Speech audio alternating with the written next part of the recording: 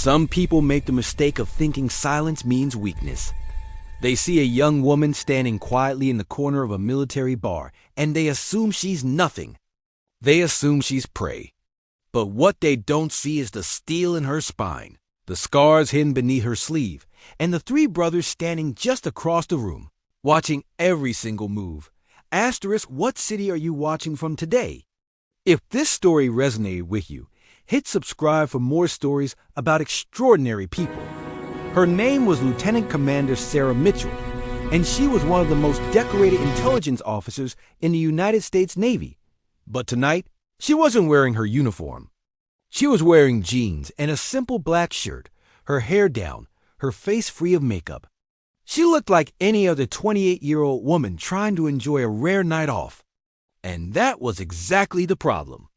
The bar was called the Anchor, a place just outside Naval Base Coronado where servicemen and women came to unwind. Sarah sat at a small table near the back, nursing a ginger ale. She didn't drink when she was off duty anymore, not after the things she'd seen overseas. Her three older brothers, all Navy SEALs, were playing pool nearby. Evan, the oldest at 34, was lining up a shot. Marcus, 32, was laughing at something their youngest brother, Dylan, had just said. Dylan was 30, and he still treated Sarah like she was 12 years old, even though she outranked him. They'd grown up in a military family. Their father had been a Marine, their mother a Navy nurse. Service was in their blood, but so was protection. The Mitchell brothers had made a pact when Sarah enlisted. No matter where they were in the world, they would always have her back. And tonight, they were about to prove it. Sarah was scrolling through her phone when she felt it. That prickling sensation on the back of her neck that told her she was being watched. She looked up slowly, her training kicking in before her emotions could. Three men stood near the bar, staring at her. They were young, maybe early 20s, wearing civilian clothes, but with the telltale haircuts and postures of junior enlisted personnel. One of them, a tall guy with a cocky grin and a beer in his hand, nudged his friend and said something. They all laughed. Sarah looked back down at her phone. She'd dealt with this before. Ignore it, and they usually moved on. But they didn't move on. The tall one, who she would later learn was named Brett, walked over to her table.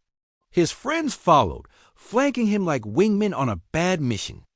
Brett leaned down, his breath smelling like cheap beer and poor decisions. Hey there, sweetheart, he said, his voice dripping with false charm. You here all alone? Sarah didn't look up. No, don't see anyone with you, Brett continued, pulling out the chair across from her and sitting down without invitation. His friends stood behind him, grinning like hyenas. I said no, Sarah repeated, her voice calm but firm. Brett's smile faltered for just a second, then returned meaner this time. Come on, don't be like that.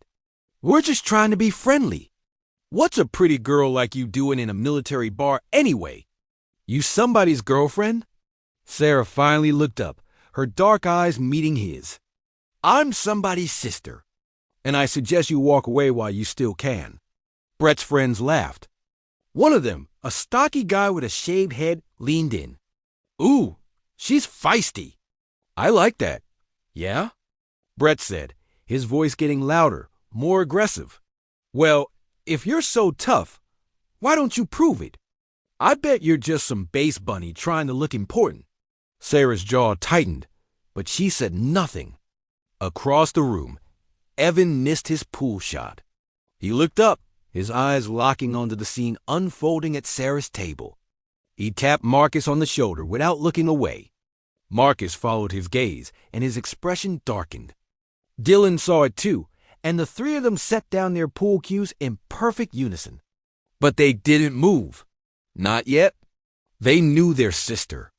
They knew she could handle herself. They also knew that if they stepped in too early, she'd be furious. So they watched, ready to intervene the second it crossed the line.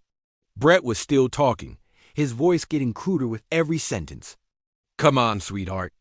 How about you show us what you're hiding under that shirt? I bet you've got a nice body under there. Prove you're not just another wannabe. His friend with the shaved head reached out, his hand moving towards Sarah's shoulder. "Yeah, show us what you got." And that's when it happened. Sarah moved faster than either of them expected. Her hand shot up and caught the stocky guy's wrist mid-reach, twisting it at an angle that made him yelp in pain. She stood up, still holding his wrist, and used his own momentum to slam him face first into the table. The impact was loud enough to make the entire bar go silent. Brett stumbled backward, his eyes wide with shock. "What the hell?" Sarah released the stocky guy, who crumpled to the floor, groaning. She turned to Brett, her voice ice cold. "I told you to walk away." Brett's face flushed red with humiliation and anger. He stepped forward, his fist clenched. "You stupid bitch. Do you know who I am? I'm a petty officer in the United States Navy. I could have you arrested for assault." Sarah almost laughed. "A petty officer? Congratulations. I'm a lieutenant commander. And you just sexually harassed a superior officer in a public space. Want to keep going, or do you want to shut your mouth and leave before I have you court-martialed?" The color drained from Brett's face. His friends, the ones still standing, looked like they wanted to melt into the floor. But Brett, either too drunk or too stupid to quit, sneered at her. "Prove it," he said. "You don't look like any officer I've ever seen. You're probably lying." The entire bar was watching now. Sarah could feel every pair of eyes on her. She could also feel her brothers moving closer, their presence like a gathering storm. But she didn't need them. Not yet. She reached into her pocket and pulled out her military ID, holding it up so Brett could see her rank, her name, and her clearance level. His eyes widened as he read it, his face going from red to pale in an instant. "Lieutenant Commander Sarah Mitchell," she said slowly, clearly. "Naval Intelligence. And you just committed 3 violations of the Uniform Code of Military Justice in front of about 50 witnesses. So here's what's going to happen. You're going to apologize, you're going to leave, and you're going to pray I don't file a report. Because if I do, your career is over before it even started." Brett opened his mouth, but no words came out. His friends were already backing away, their hands raised in surrender. But Brett, in a last desperate attempt to save face, did the unthinkable. He lunged forward, his hand reaching for Sarah's chest. He never made it. A hand, large and callous and moving with the precision of a trained killer, clamped down on Brett's wrist and twisted. Brett screamed, the sound high-pitched and pathetic, as Evan Mitchell, Navy SEAL and Sarah's oldest brother, bent Brett's arm at an unnatural angle and forced him to his knees. "Bad choice," Evan said, his voice calm and terrifying. Marcus appeared on Brett's other side, his presence alone enough to make Brett's friends freeze in place. Dylan stood directly in front of Brett, his arms crossed, his expression blank. "You know what we do to people who touch our sister?" Dylan asked, his voice conversational, almost friendly. Brett whimpered. "We teach them manners," Marcus finished. Evan released Brett's wrist and stepped back. Brett scrambled to his feet, tears streaming down his face, and ran for the door. His friends followed, tripping over each other in their haste to escape. The bar erupted in applause and laughter. Someone bought Sarah a drink. Someone else clapped Evan on the back. But Sarah just sat back down at her table, her brothers surrounding her like a protective wall, and smiled. "You didn't have to do that," she said quietly. "Yes, we did," Evan replied. "He was about to touch you," Marcus added. "And nobody touches our sister," Dylan finished. Sarah looked at each of them, her heart full. "I love you guys." "We love you too," Evan said. "But next time, maybe wear your uniform. Might save us all some trouble." Sarah laughed, a real, genuine laugh that felt like relief. Where's the fun in that? The rest of the night passed without incident. Brett and his friends didn't come back. Sarah's brothers went back to their pool game, though they kept one eye on her at all times. And Sarah, for the first time in months, felt truly safe, because that's what family does.